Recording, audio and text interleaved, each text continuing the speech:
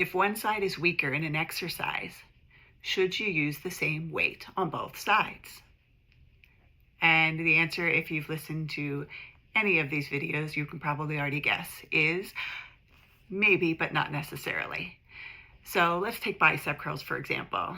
Say you can do 8 good solid reps on the left side at 20 pounds, but the right side you can do 30 pounds.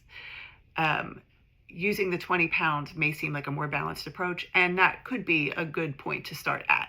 However, there's something we haven't considered here, and that's the effort. So the weaker side might be doing those 8 good reps at a really challenging level, whereas the right side might be doing them and feel really under-challenged, or like it's barely a sweat. So even though the weight is symmetrical on both sides, the effort and the stimulus aren't. And that's worth considering. So here's something that my students and my patients hear me say a lot. And that is that you cannot address an asymmetrical problem with a perfectly symmetrical solution. That doesn't mean everything has to be different. However, we have to have some ways to play with that to start to bridge the gap.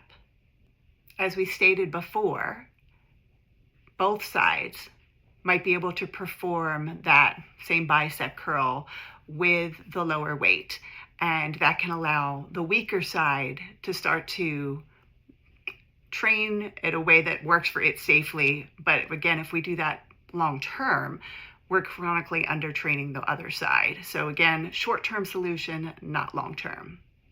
Good news is, as that weaker side starts getting stronger and maybe the challenge isn't so great at that 20 pounds, then you get to start adjusting the weight and or the reps. Remember that when we're dealing with a muscular imbalance or asymmetry, the point isn't to have the numbers be perfectly symmetrical from the get-go. Instead, we want to give both sides a challenge so that they both have the opportunity to grow. So the takeaway here is that when you are working with a true strength discrepancy between sides, make sure that you're working to equalize the effort before you simply equalize the load. Next up, we'll talk about unilateral exercises and how they fit in, and whether they are a gold standard for treating asymmetry.